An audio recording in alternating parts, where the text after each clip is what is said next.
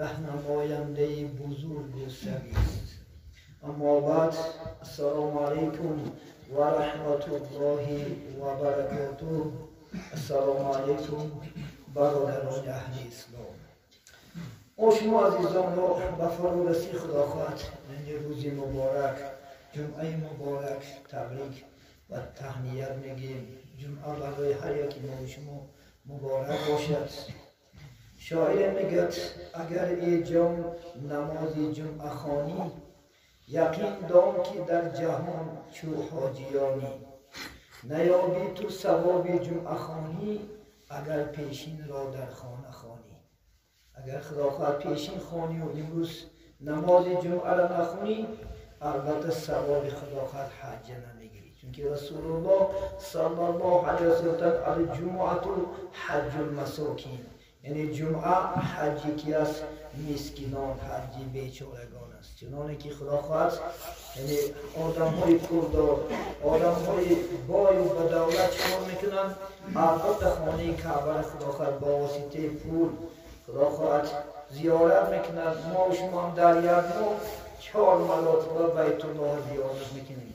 اینجور نباشین عزیزان، این بیت الله جانشین همون خانه کعبه است. خداوند انشاءالله اگر خداوند این خانه را طاعت کنیم، عبادت کنیم، رازگی الله سبحانه و تعالی را یابیم، البته خداوند اجر ثواب انشاءالله به شما میدهد. برای همین خداوند ما شما قدم رنجه کردیم. الله سبحانه و تعالی در هر یک قدم ما و شما اجر و ثواب به حساب عطا نماید. و آنچه عبادت‌هایی که عاجزانه در این هفته کردیم، الله سبحانه و تعالی به درگاهش قبول نماید، سایبان آخرت بگرداند. در این دنیا هم و در آخرت هم الله همیشه انشاءالله ما و شما را سربلند بگرداند. آنچه آرزوهایی که داریم خواه دینی است و خواه دنیای الله سبحانه و تعالی با فضل و کرمش اله برآورده خیر بگرداند. تا جمعه دیگر ما و شما را الله سبحانه و تعالی از بلاهای ارضی و سمایی در پناهش نگهبان باشد. آمین رب العالمین.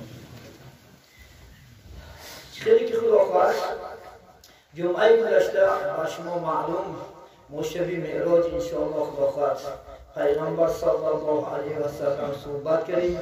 امروز موضوع اساسی که خداوند حکومت نزد ما داده است خداوند از طرف مفتیت عیناً درباره فضیلت نماز است. خداوند انشاءالله امروز ما سیر خداوند انشاءالله حیات رسول الله بیان میکنیم و چقدر نماز فرض شد و چی حادثه ها شد خداوند در شب معراج. و شما عزیزان انشاءالله خدا فرصتی است انشاءالله زبان گویاتی است و شما عزیزان هم صحبت میشید. وقتی که رسول الله صلی الله علیه و سلم به سدرة المنتهی رسیدن، سدرة المنتهی گفتیم جمعه دیگه گذشته که یک درخت بزرگ است انشاءالله، همه شاخهاش از طلا است، همه میوه‌هاش خداوند برای تشریف محمد صلی الله علیه و سلم چنان زیب و زینت شد که حتی زبان میگد عاجز است برای بیان کردن خداوند. همون درخت زبان عاجز است. وقتی که همون رسیدن خدا سبحانه و تعالی یعنی بیت المعمور که انشاءالله خداوند قبله فرشته ها هست، همونجا رسول الله صلی الله علیه و سلم زیارت کردند. دیدن که بیت المعمور به خانه کعبه رو پرو استد. توبری خانه کعبه را دست عزیزان. بیت المعمور که قبله فرشته ها هستند بین خانه کعبه رو پرو استد است. در یک روز 70,000 فرشته طواف خداوند بیت المعمور نموده است. 70,000 فرشته یک بار زیارت می‌کرد. تا قیامت دیگر نوبتش نمی‌رسید است که مادام با بیت المعمور را چکار کند؟ زیارت کند عزیزان من. چنان فرشته ها را خدا لحک کردگی است، آفریدگی است خداوند انشاءالله. پیامبر صلی الله علیه و سلم اینجوری دیدم خداوند انشاءالله مقام خداوند با ابراهیم خداوند هفتم آسمان دیدن که در بیت المعمور میگه صحنه‌ش نه کجا زده شده زیارت کردن. حضرت بای بلند خرسان شدن، در حق شد دعا کردن انشاءالله خدا خواهد. بعد از اینجا میگه در همون صدرت منتها بود میگه ثم اوتینا بإناء من الخمر و إناء من اللبن و إناء من العسل. در حدیث صحیح اومده است عزیزان من میگه من میگه 3 کاسه آوردم، 1 کاسه میگه شیر، 1 کاسه خمر عراق، 1 کاسه میگه عسل آوردم. چکلی که بلاخات در بیم رسید دادم، بلاخات در بیت المقدس یه واقعی شد، اینا میگه در همونجا بچکو کرد برای من انشاءالله خدا خواهد آورده شد. انا اختیار تو میگه لبنم من اختیار کردم میگه شیر اختیار کردم، شیر نوشیدم. حضرت جبرئیل بود میگه انشاءالله البته امتهای تو در فطرت است که وقتی که شیر اختیار کردیم امتها دیگر انشاءالله راه گم نمیزنن، بلکه چی میشوند؟ انشاءالله خدا شناس میشوند، خدا را میشناسند. از اینجا میگه بعد چیکار کردند؟ رفت پیدا شد، پیامبر صلی الله علیه و سلم به آسمان رفتند، از آسمان هم بالا گذشتند. جبرئیل گفت ما تو همینجا حق داریم، حتی مقام جبرئیل هم زیر سدرة المنتهی درخش است. از اینجا گفت دیگر یک قدم نمی‌رویم. حتی که آسمان ها میگن ناله کردن، حضرت مولوی جنونی این آسمان ناله کردن خدا خواهد در نظم آوردیم. عجایب نظم خدا خواهد در شأن محمد صلی الله علیه و سلم چنین میخوانم. بسم الله الرحمن الرحیم. جانا بادا فدایی قد و بالای محمد، بگی سوی مشکینی تو منصای محمد. جبرائیلی جلودانی برا کشب میراج، هورا صف در تماشای محمد. حتی تمامی دخترای جنت زیب و زینت داده شد، تمامی دخترای جنت پیشواری چیه میگریف؟ محمد صلی الله علیه و سلم صف میکشیدن. هورا صف در تماشای محمد، عرش استغفرات از تشریف قدومش، کرسیست به بالای دی تمنای محمد. خورشید برد تو گوشه الخرمانی حسنش، محروی کلام بوسدد به پای محمد. تشریفی زمینش همه را بال نمود، تشریفی سما جمله به غوغای محمد. شاد گلشنی عالم نی توفیلی گلی رویش، از شوق همه بلبلی گویای محمد. آمد به قدمش خلعتی لولاک موافیق، تاج بزنش خواب و قرنای محمد. تا لقلقش وصفی قوایش به محمد، بحری زفری خاصی فتحنای محمد. فردا کی کند علم و بابای قیامت، محشر شود روز تماشای محمد. از بحر شفاعت رواهم و امتی آسین، بندد کمری همت و اعلای محمد. خاکی قدم سلم به چشمان جنونی، کو حسب جان بالا و شیدای محمد. میگه آسمان میگه تمام میگه انشاءالله خدا خواست دنیا چیکار کرد میگه برای تشریف محمد. حتی قرآن همه چیزا صف چی بودن؟ انتظار انشاءالله خدا خواست یعنی خدوم محمد صلی الله علیه و سلم بودن.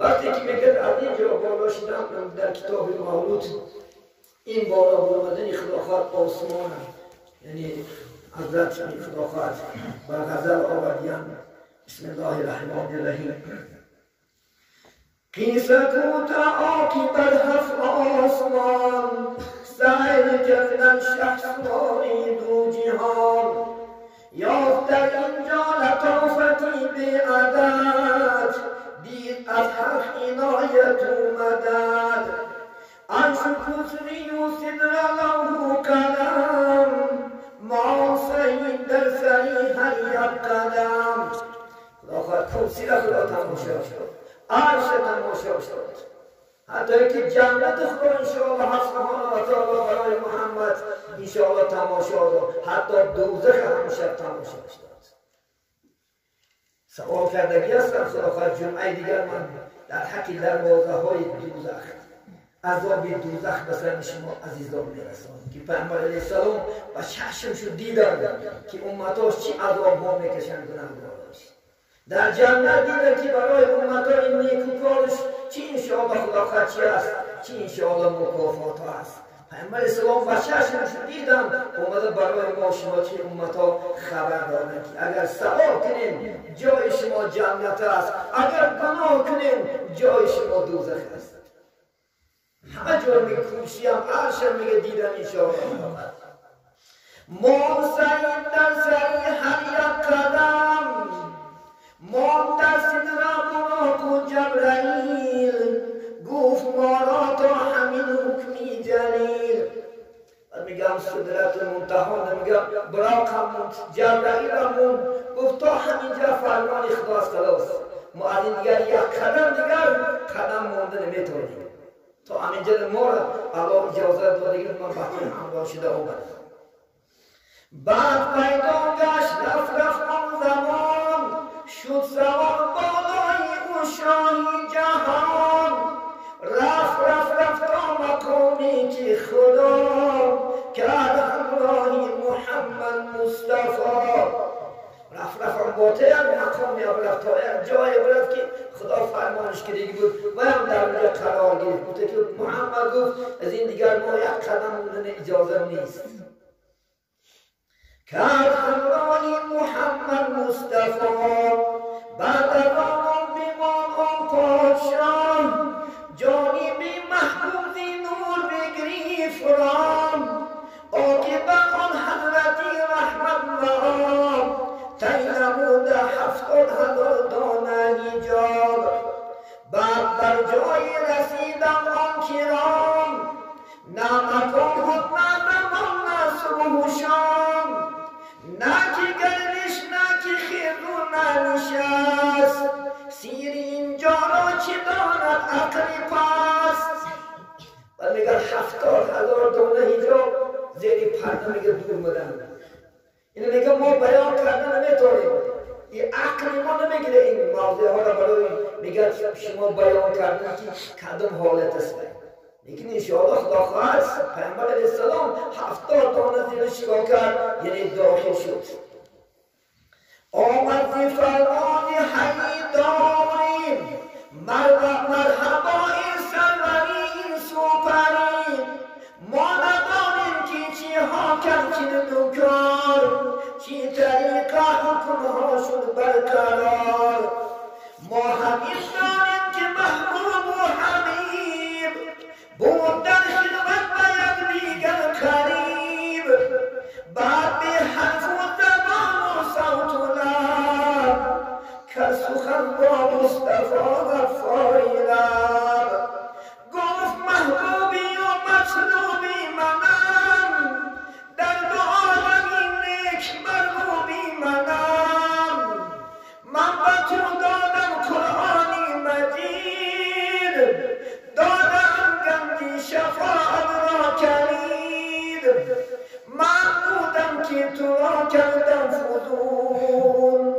از طریق خلق مردم و رحمون مطلوبه که طلب میکنی همه خدا من هستم و من خدا هستم که من تو را قرآن دادم من تو را خدا گنجی شفاعت میکنم روز قیامت انشاءالله کلیت شفاعت میتیمت امتات شفاعت میکنم معبودیم که تو اولین خلقت کردم اول میگه در تایکی نورش علم زد ثانی بر سری دنیا قدم زد حضرت مولا میگه اول میگه نور محمد آفرید و آخرین شدن محمد علیه السلام در روی زمین میگه قدم زد تا اون انسانی تو بهترین انسانی بود از همه خلق ها من ترشکا کردم افضل ترین بهترین کردم بعد خلق گفت یا محمد مصطفی سربنی عالم عزیزی دوسران امشب آن شب که داری مدعا خود طلب کن من به تو سازم عطا با طلب کن مدعای بشمار من ببخشایم نهان و آشکار گفت آن دمان محمد مصطفی مطلبم از تو همین یا ربنا امتانی آسی را مغفور کن طاعتشان همه منظور کن جمله را از آتشی دوزخ روان باد بخشای و جرمی آشکار و نهان داخلی جنت نمای و شاد کن خاطری محبوب را آباد کن باز چندین مدعاها را طلب کار کرد آنجا سیدی عالی نسب گفت خالق جمله را دادم تمام شاد شوی سیدی عالی مقام بعد از آن امر کرد به او صلات امتان را این همه راهی نجات بعد از این گفت من تو در دو دنیا هم انشاءالله پیش قدم میکنم دو دنیا هم پیش قدم میشه امشب گفت شبیست که هر مدعا داری هر مقصد و مطلب داری بگو من عطا میکنم محمد میگه یگانه یک سخن چی گفت من فقط طاعت عبادت قبول کن و گناه امت آمد گناه ما و شما نپرسید دنیا نپرسید پول نپرسید مال نپرسید ماشین نپرسید زنی خوشبو نپرسید جیب نپرسید بلکه چی پرسید گناه ما و شما نپرسید ما چی بود امت آمد کدام صورتی بکیم موز کدام حالتیم آیا دوست می‌داریم محمد آیا دوست می‌داریم سنتاش زنده کردن تمام حیات 63 ساله عمر مبارک محمد در همین امت ختم شد دیگه است عزیزان شب معراج ما هزار نگاه بعد الله سبحانه و تعالی چیکار کرد میگه نماز عملش کرد ثم فرض صلوات الخمسین صلاة كل يوم بعد میگه فرض گردانشته شد میگه برای من در یک روز 50 وقت نماز دیگر فرض شد عزیزان شب معراج 50 وقت نماز فرض شده است من میگه خرسند شدم شادی کرد میگه از نزد خدا برگشت میگه فمررت علی موسی میگه به پیش موسی گذشتم موسی خاطر ازانش کرد که یا محمد وقتی برگشتنت یک من در چی بود واقعی کنی پیش حضرت موسی اومده میگه یا اخی بما امیرت یه برادر گفت موسی چی عملت کرد خدا گفته میگه برای امتان 50 وقت نماز فرض کرد حضرت موسی گفت که نمیتونم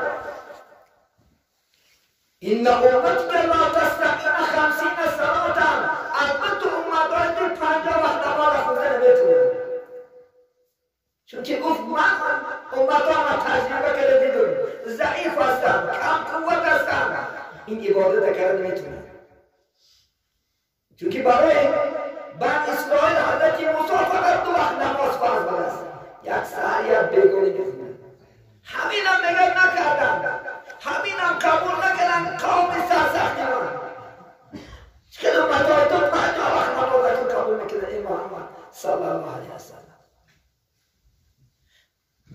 ارجع الى ربک. بعد بپرسی پروردگارت، شاید الله سبک شود. میگه برگشتم نزد الله، پرسیدم از خداوند 10 بخش، میگه کم کرد. چند وقت گفت برای امت گفت نماز فرض. برگشتم اومدم شادان خواستم با حضرت موسی نماز خوندم. گفتم محمد چی شد؟ گفت خدا چند وقت نماز فرض کرد؟ نمیتونم. گفت گفت خلاصی کلام پیغمبر علیه السلام 5 مراتب گشتن اومدن. آخر خداوند گفت 5 وقت نماز خدا خواهد انشاءالله فرض کردن. 5 وقت نماز هم شد. با حضرت موسی گفت گر نمیتونم. گفت انا استحی من الله، من از خدا ناموس میکنم. 5 مراتب رفت و 50 به 5 آوردش. دیگر که نمیتونیم ناموس میکنم. خدا سبحانه و تعالی چی گفت در جواب؟ محمد گفت صلی الله علیه و سلم اگر امتای تو 5 وقت نماز اجرا کنند من 50 وقت ثواب دار میشم.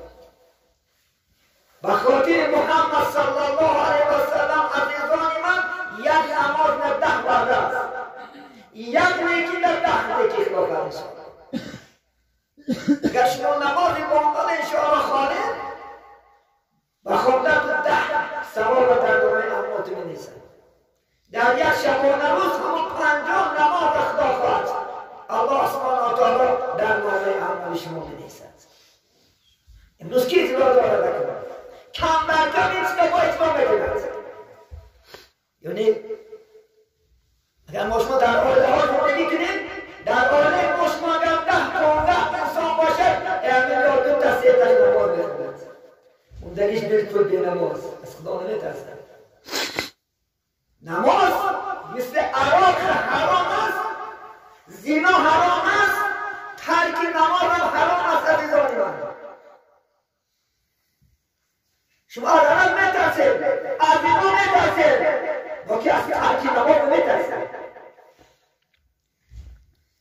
چی فرق دارد؟ این نماز محترم جماعت نور چشم محمد صلی الله علیه و سلم است. قرة عینی گفت پیغمبر گفت این نماز گهواره چشم من است. نماز میدانی من این ستون دین است. ستون دین خانه شما به ستون قرار نمیگیرد. خانه شما در چی؟ ستون این سیاه قرار نمیگیرد. ستون دین هم چی است؟ این نماز است. نماز پیوک اسلام است عزیزان من. نماز جدا کننده کافر و مسلمان است. نماز معراج مؤمن است عزیزان من. محمد معراجش قاب قوسین شد. معراج ما شما بالای جای نماز است. می بالای که جای نماز که برمدی الله اکبر گفتی تکبیر تحریما بستی تمامی کارهای دنیا بخصوص حرام که کردی کلمه از حرام گفتش دیگه است. انسان به خدا علاقه سر می شود عزیزان من. شما به خدا ملاقات بکنید. نزدیکترین انسان میگه به خدا کی است؟ انسان وقتی که سجده میکند. شما در سجده بین شما و خدا پرده نمیشه عزیزان من. خواهی که شما به خدا ملاقات کنید 5 روز انشاءالله به خدا کم بزنید. این درجه است، این فضیلت است برای ما شما. این نماز عزیزان من مفتاح الجنت، کلید جنت است. اگر دروازه جنت هم تماجش است. این چیزا تماجنه هست. میپرسید که این پاسپورت است. همین نماز پاسپورت بشته عزیزان من. شاید که من حجتی ندارم. من در دنیا 5 وقت نماز فرض کردم. الله توفیق می‌دهد. از ترس خدا عبادت کنم. میگرفت از پاسپورت داخل جنت شد. حدیث پیامبر است میگه طهارت کلید نماز است. نماز کلید جنت است عزیزان من. خواهی که جنت روی فقط نماز است. نماز مهرهای دخترای جنت بشود. فقط در جنت دختراش را مهر میپرسند. که جمسا در نکاح شما را مهر میپرسند. این نماز مهر دخترای جنت بشود. نماز غضب آرنده شیطان ملعون است. شما اگر نماز خوانید شیطان خدا خواهد شما در غضب و در بلا گرفتار میشود و دشمنی خدا زمان با نماز بسوزونش، با عبادت بسوزونش، با قرآن خواندن سوزون و بربخته و دشمنی سرتختی خدا بده که من شما را شب و روز از رحم میبرد. شب و روز دشمنی ما و شما است. خدا در قرآن میگه استعیذ بالله انه لکم عدو مبین فاتخذوه عدوا. شیطان رو برای شما دشمنی آشکاره، دشمنی قسم خورده باید دشمن گیره. این ترکنندهای نماز برادر همون بدبختی، همون برادر خواهد شیطان میشوید.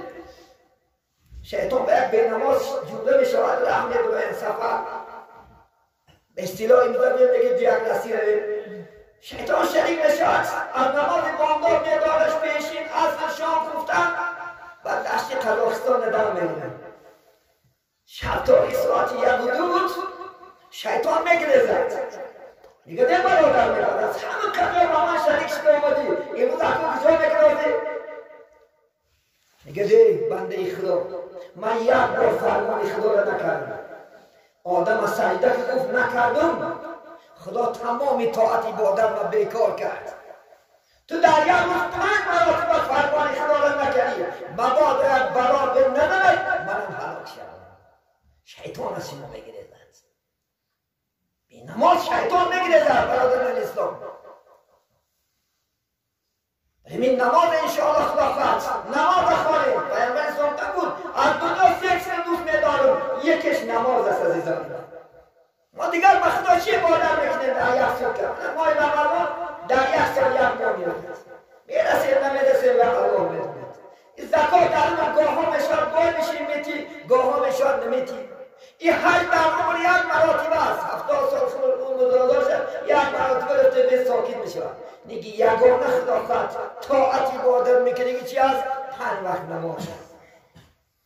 این خدا همیشه نماز خدا فرموده است که نه کاری دنیاییتونه نه کاری دیگر خدا خواهد خلل نداده. نماز بامداد دم گرفته میخیزیم. نماز پیشینم بین حکومتدارا عبید اعلام کرده.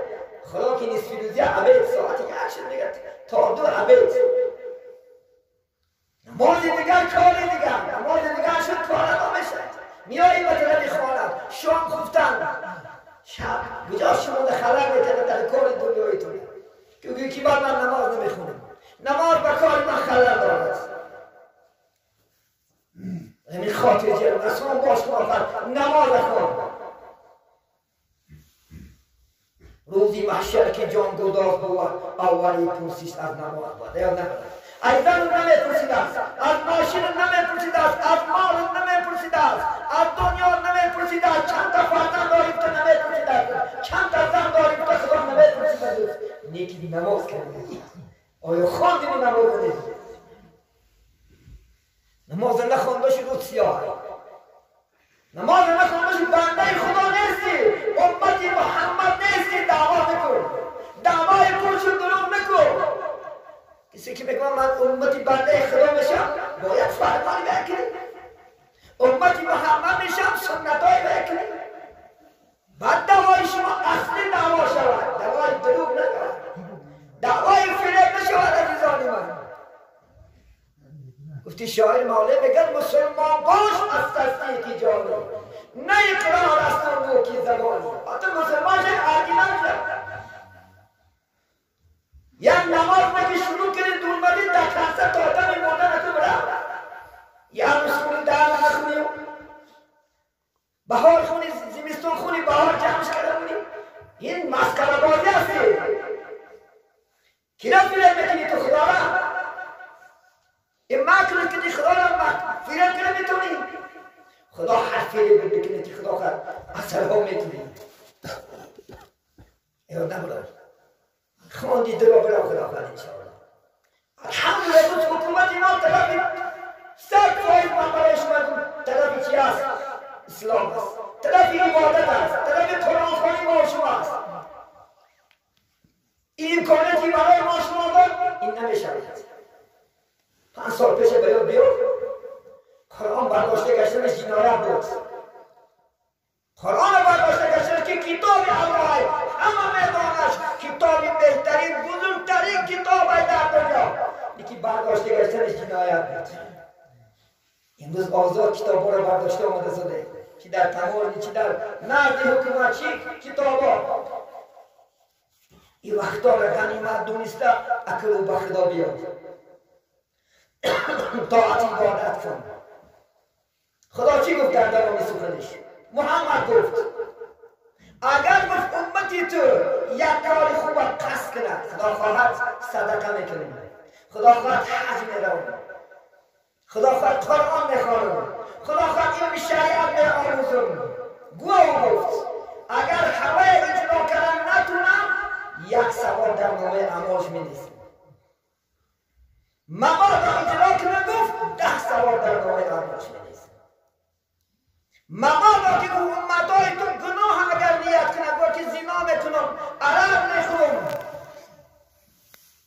گوه گفت همون اگر کار اجرا نکند یکان گناه نشته نمیشه. این خاطری که محمد صلی الله علیه و سلم است. این شانسی که برای امتای محمد وارد است. این فرمانده که نیت المؤمن خیر من عمله، نیت مؤمن از عملش بهتر است. نیت مؤمن از عملش بهتر است. و همین خاطر این شما مخواهد ما شما بینید خدا چقدر ما شما چیا دارد است، چند سال دارد است. همون شب نیران محمد نبا چی؟ 5 وقت نماز، آخرین سوره خلافت بقره، آخرین خلافت 85 86 آیت نازل شدگی است. آمن رسول این خلافت یاد کنید، فقط دعا است. این آمن رسول بالکل فقط دعا است. الحمدلله این آیت ها را خلافت دعا یاد کنید. این 5 وقت نمازی که محمد آمد بجا بودید اگه قبولش کنید. کسی که میگه 5 وقت نماز میخوند و خدا خیر روزه ماه شریف رمضان دارد، زکات مرشدیت، طواف خانه کعبه کند، از کدام دروازه که جنت خواهد انشاءالله داخلش میکنند الله سبحانه و تعالی. از کدام دروازه جنتی که خواهی از جنت است عزیزانی من.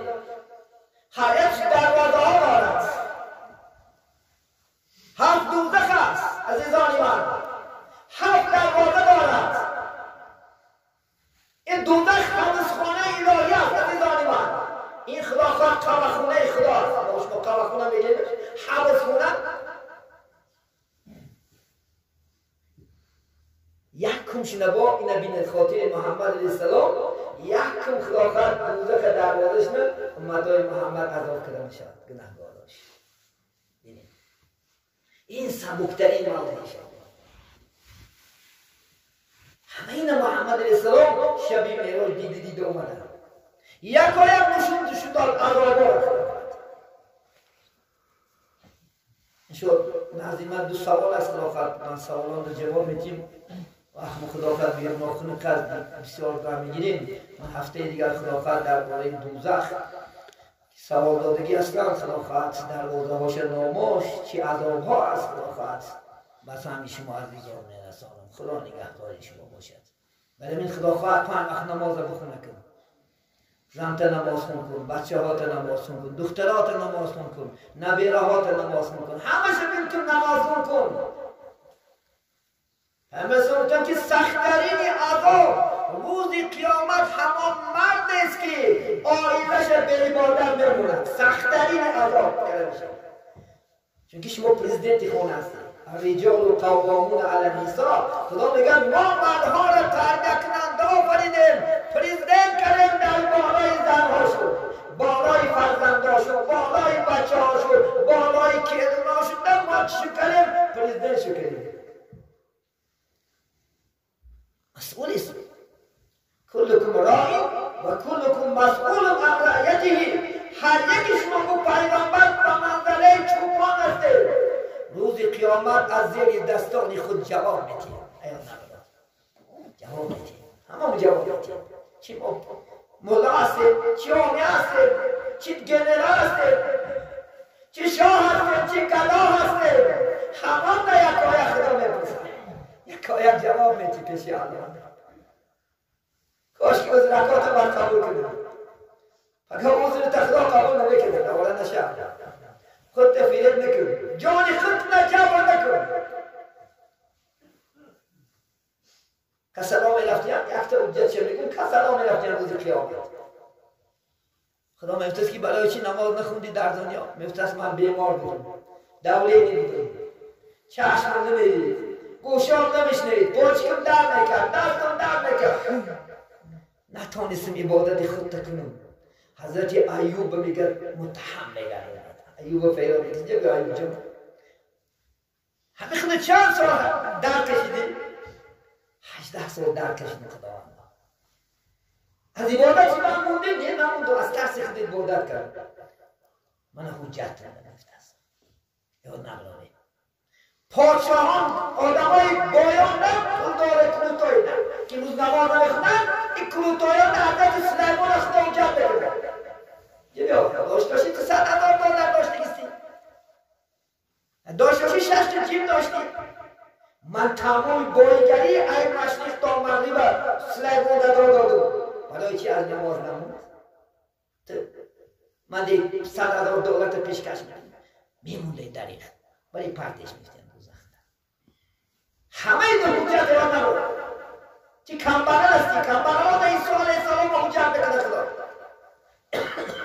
کمبرل ها که خدا و ما بتونیستیم عبادت خطه کنیم. کمبرلی استابه در این مردم خدمت نکنید. حضرت عیسی را فریاد میکنه، عیسی خونه هم نداشته، درم نداشته، هیچی نداشته، خیلی عبادت نمونده. ولی که کمبرل ما شما خواهد نیمی بایی ما شما امروز خونه داره، در داره، همه چی شرایط خواهد برم داره. یک سوالش دیگه از اینجا در بای خلافت تعمه گیری. الحمدلله امروز سوالم دقیقی است، تعمه گیری ها در حقش گدایی حرام است از ازاری نیاد نبود. کسی که داره پول مالش هست چیز و چاره یعنی خوراک داره، تعمه‌گری حرام است. من طمع ظلم من قنع ازل. کسی که طمع میکنه میگه خور بشود، کسی که قناعت میکنه عزیز بشود انشاءالله. رو به خدا بیفته خود درتن. مثلا میگفتیم که بازار امروز حکومت خداخواد کمتری پول داده است، رحمت خداخواد جناب عالی در امروز تامینات کننده است، بعض با ناشکر کوچه با چه شکایت کرده است، عیب نمی‌دانید. خدا عقل داده است. ان الله یعبد شاب الفارغ. خدا جوان بیکارچه دشمن می‌داند. اگر نماز خوان باشی، عبادت کننده باشی و ای دست هنر بیاد پاچخانه برسه در خونت خانه‌ای، تو دشمنی خدا است.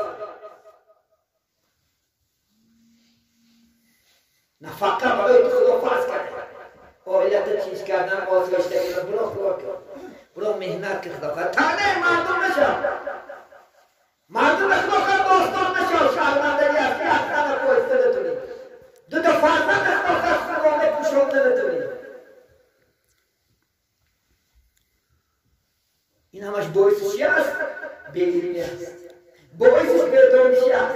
ما پدرها داریم بچه ها نخوندن در وقتش، بچه ها تعلیم علمش ندادن، تعلیم کسب و هنرش نکردن، امروز بیچاره خورشیده گشتن.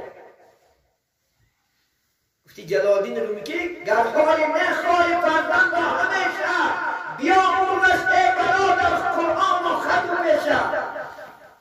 میگه دیگر خواهی که بچه در دل خوشبختانه زندگی کند، بچه راحت کنه زندگی کند، میگه قرآن خوانش کرد، خط نایستن یادشه، پیشه گفتگیش کسب و هنر یادشه. اگر میگن پیشه نداند منتظر از فعل و کلام و تیشه. اگر کسب و هنر نتونه و نتونست کسب و هنر نتونست و اگر فعل اکو گفته نگرده اگر میگه همون بیل تشاب نکنم گو خرچرانه در دست بشه ادا خدا که یخکر یک گو لباسه دلیدگی بو کرده چیپ بر میگه که کمی هم گو خرد این خانه از این تمگری ها دور شید رو بسید طاعت عبادت بیاریم یک برادر سوال دادم ما انسان ها در یاردم بکنیم آقا یا خداوند بدنا یاردم کردن درست است نیست بگی سوال بعضی جوان هست که الان خریدم ته بگرد آیا به اینها پول داده می شود شما میتونید با سوره خداوند مائده آیت دویمش مراجعه کنید خدا در سوره مائده میگه اعوذ بالله من الشیطان الرجیم و تعاونوا علی البر والتقوی خدا میگه شما یاردم کنید بچه خداوند انشاءالله آدما را برای خرسندیش یاردم کنید با پول و مال و چیز و چاره برای پرهیزکاریش یاردم کنید ولا تعاونوا علی الاثم والعدوان یاردم نکنید با گناه پلیشتی آخرت پلیشتی و زنا کنه پلیشتی و چی کارا کنه این ده یاردم کردن میشه عزیزانی من واتقوا الله یا خدا مگر بترسه از من ان الله شدید العقاب عذاب خدا سخت‌تر است عزیزان من برای از این یاردم هایی که بدگناه میکنند خودداری کنید این حکم فرمان خدا است یاردمش کنه خدا خرمانش دیه یاردمش کنه آبش دیه یاردمش دیه روبانش دیه که برای گناه پولش نتیه برای گناه یاردمش نکنه که این برای شما گناه است شما همون گناه به شریک بشه یا نباشه و اگر همون خلق گناه کنه و چقدر گناه گیرد شما هم چی هستید؟ سبب چی هستید؟ پیامبر اسلام است که کدام انسانی که دلالت بخوبی کنند نگرد یک کسی نماز و عبادت کن همون کننده چی گیرد؟ دلالت کننده هم بگیرد است کسی که دلالت بر گناه کند همون گناهکار چی خدا پیش خدا جزا گیرد دلالت کننده هم بگیرد این حدیثی صحیحه برادر از اسلام یکی دیگر سوال بکنم برادر گذشته که هفته بود خدا خواستید چون که از دنیا گذشتم فرزندش با ما مراجعت کردن که پدری ما تراکتورچی بود دائم انشاءالله خدمت مردم میکرد ما خواست مردم موندن ما از کیا قرض است از کیا قرض نیست نمیدانیم همین من دست خدا میترسم از بچه شو اگر مواد و یکان کس قرضدارا باشه قرض شد باشه نترسیده نزدی خانه ما بیاید چونکه حدیث قرضدارا یک حدیث برای شما میگم امام نسائی روایت کنه که حدیث است حدیث کسی که قرض میگیره و قرض برای دادن خدا انشاءالله نیتی بد دارد پیامبر حدیث است کسی که قرض میگیره میگه نیتش ندادن و نیتش به بانکرات کردن و نیتش به باشد خدا هرگز یاردمش نمیکنه کسی که قرض میگیره میگه نیتش که خدا خواهد بردون دیگرون برده میکنه خدا یاردمش میکنه امام نسائی میگه کسی که میگه انشاءالله قدردان است رای خدا میگه کشته شود قسم به خدا میگه والله رای خدا میگه کشته شود باز زنده گردنده شود کشته شود باز زنده گردنده شود کشته شود باز زنده گردنده شود سه مراتب اگر گویا که در یک جهاد رای خدا اگر کشته شود و قرضدار باشد جنت نمیتونه دست برداره جنت برای قرضدارا حرام نه یاد نبرد کسی قرضدار رسید تو تجربه قرضدار اون ادا کرد امروز آسان است خود داری ماشین داری چیز داری گندم داری نام داری دادش میتونی فقط روز قیامت از بالا نماکنه چی بدی مالی کس لذت برد برکامت گلوگیر باشد روز قیامت گلوگیر داره این صاحبای مال خواهد دعوا ثوابات میگیرن خلافت ایتنا میگیرن و این نمیتیم گناه در تو خور میکنن دوزخ روانت میکنن میره خلافت عذابی اربعه کشید. امروز چندین مغازه ها گرفتگش کرد، چندین دکاندارها گرفتگش کرد امروز که بود یک چیزا پلان میتیم بنام مغازه پایانه که بود من ولی شیاره پایانه عبدالله گفته که بچه مغازین داشت بانک ها شد من خیلی صحبت کردم میگه داماد میگه از چیز داده نمیگه تمام شده شکست نداد خردن مغازین محکم کردیم مغازین من خوب است. سه آیله را نگاه میکردن مغازین سه اکا و دادر زندگی میکردن از دسته چی؟ این قرضگیران این حتی قرضگیران امروز بینن برای چه آدم قرض نگیرن من فرار میکنم که بیچاره فقط دوش کنم میگم کار کنم نمیدم قرضه که من امروز دراز اون قرضگیران خلافت امروز تو دراز میشه قرض بیشتر گیریم چون که بیچاره قرضگی شب کنم تو میکنم پنج وقت نماز دیگه خداوندو جون یه میگی کی کار که تو مردا کنم امروز دراز میشه قرضدار. حتی پیغمبر اسلام آدم قرضدار جنازه‌اش نخوندگی عزیزان نیاز نداره قرضدار جنازه‌اش نخوندن رسول الله صلی الله علیه و سلم پخته از موش دیر ادا کنیم. در این بالا بسیار از حدیث ها در این بالا بسیار روایت ها هست افسوس اخموزی که از خلافت ساعتی میشود در این بالا الهی در یک موضوع در مناظر جمعه صحبت میکنیم بشیم عزیزان. من همین آگاه باشیم هوشیار باشیم همون از الله ترسیم خداوند انشاءالله. این همش ما ترسیدن خدا است مالی کسب بودنش حرام است. المؤمن على المؤمن حرام ماله و دمه و عرضه. مؤمن ده حرام نگم مالی وای خونی وای آبوی وای حرام است عزیزان. بوده که حرام است برایش ادا نمیکنی برای چی نمیتی از خدا نمیترسی و بیچاره را بانکدار میکنی بیچاره را خونه سردار میکنی و بیچاره از نمی پول وای دولت نشده. حتی میگن العجلة من الشیطان الا خمس مواضع. پنج چیز میگه بی‌سرانجامی از شیطان است مگر هم در پنج موضع میشد. یکیش میگه وقتی که قرض میگیری میگه همون راحت که یافتی اول قصد ادا کن. من اگر مبادا پدر شما برد یک تو خلافت قرض یا میراث تحصیل میکنی اول قرض ادا میکنی میپرسی مردم از یگان کس کو قرض نیست قرض اول ادا میکنه بعد خلافت چیکار میکنی مالش خلافت تقسیم کرده میگیری میراث. تو همین درجه احکام شریعت است عزیزان. آگاه باشیم هوشیار باشیم. وقت هم شد از خلافت خدا فرصتیت خلافت جمعه دیگر با شما عزیزان هم صحبت میشیم. یک گروه استاها کار کردن با شما معلوم است خلافت این هفته مدرادروی مسجد نبرای خلافت پاپشو آموندن خلافت زینت پای ها تشکیل کردن خلافت خدا این استاها را عمری درازیت رزقی فراختی خلافت انشاءالله برای آبادی مسجد بچه ها حصه هاش گذاشته سودیم البته مکافات جنت است خلافت چونکه حب المسجد من الایمان نزدیدن مسجد انشاءالله از ایمان است. این هر یک خلافت قدمش برای شما وقت است. هر یک دومدگی تو خلافت هر یک خلافت یک تا رشته که در اینجا سر میکنی تا همون رشته در اونجا هست الله سبحانه و تعالی اجر و مکافات چه میگه عزیزان من. شما هیچ وقت دلگیر نباشید خدا البته اجر دهنده است خدا خیر مکافات دهنده است.